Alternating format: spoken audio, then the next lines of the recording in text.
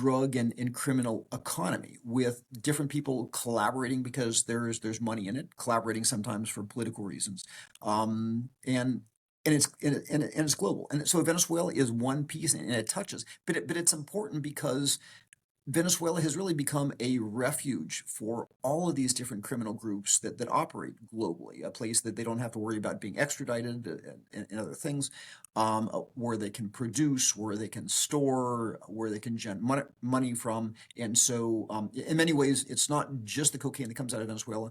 In many ways, Cartel de los Soles is, and this is probably not quite the way it's characterized by the Trump administration, but it really is kind of a enabler of a vast array of different global criminal activities that are tied to a lot of other bad things happening in a lot of other bad places.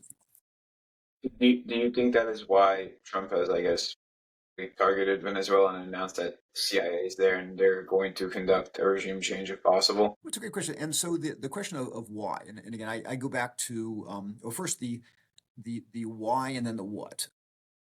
The why to me is an intersection between the imperative to get drugs under control because that was a big deal in the election for the mega base, and really the focus of the Trump administration is to stop what he and his colleagues believe are essentially bad things coming into the United States from our near abroad. And number two, again, Maduro, as we talked about before, is this kind of multidimensional threat, a thorn in his side on crime, on immigration, on China, on Russia, on Iran, and especially people who are more ideological, I think, such as Secretary of State Rubio, are really kind of aligned with that. Okay, well, we really need to do something about Venezuela, not just because of the drugs, but if you want to focus on the drug piece, that's good.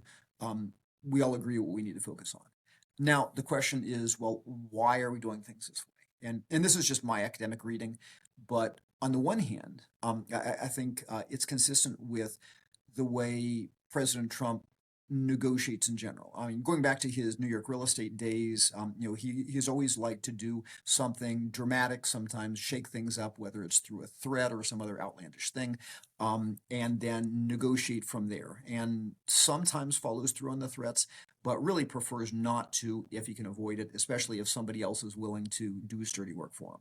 So, you saw this with, threatening Greenland, threatening U.S. military action in Panama, increasing tariffs to almost 150% on China, and then backing away from that.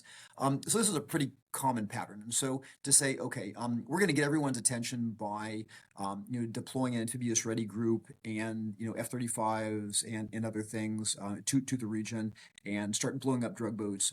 Yeah, there's a kind of legitimate operational reason for that, but it's also consistent with, okay, let's get lots of attention to put a stop to these flows,